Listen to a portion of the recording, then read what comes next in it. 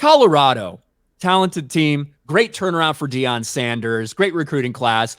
But it got old really quick with all of mainstream sports media just taking turns, slobbering all over Deion Sanders, seeing Deion Sanders commercial in between, like his commercials in between his games, all this stuff.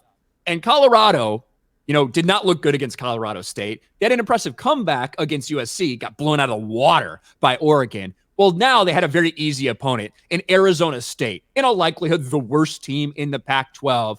And they needed a comeback victory to beat them in the fourth quarter.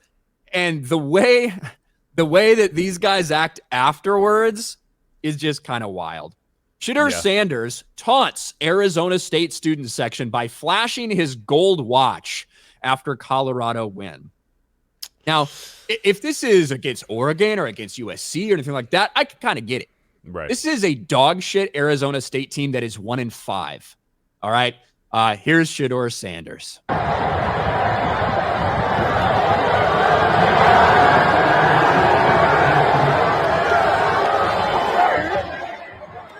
Not a flex. He's showing him his expensive ass watch because Shedeur Sanders is rich as fuck because he's the son of Deion Sanders and he's got a bunch of NIL money and all this stuff. You're making it really easy to fucking hate Colorado when they continue to do stuff like this. Yeah, it's embarrassing, man. It's embarrassing for sure. I mean, we called him, we called him out a few weeks ago. They blew out TCU, and not a very good TCU team who just got blown out in the national championship last year. They lost a lot of their best players, either to, graduating or going to the draft. So Colorado beat them out, and then they beat Nebraska. And we were like, hey, we need to see more from these guys. We said it right here on this podcast. We're like, I'm not sold yet. A few impressive wins to start off the season, but let's see more. And then they jumped up in the rankings and then quickly fell out of the top 25. This is not something you want to do. And let's say that the ASU fan section was talking shit to him before the game, during the game, and then maybe even a little bit after the game. They might have been quiet with the comeback that they made, but this isn't what you want to do. Shedeur Sanders is bigger than going and taunting the ASU fan section. That's what ASU's fan section is there for. Every single university fan section just goes absolutely nuts. They're all fucking drunk or on drugs or just going crazy for their team or whatever. Shedeur Sanders, you're bigger than this, bro. Like you said, Ryan, he is the son of Deion Sanders, okay? Yeah. You do not need to, you do not need to go and show up and flex your expensive watch on the ASU student section. It's not a good look, and with all of the bad just juju and all the bad just hate that this team is getting just because people want to dislike them, this isn't helping your case for people to want to root for Colorado.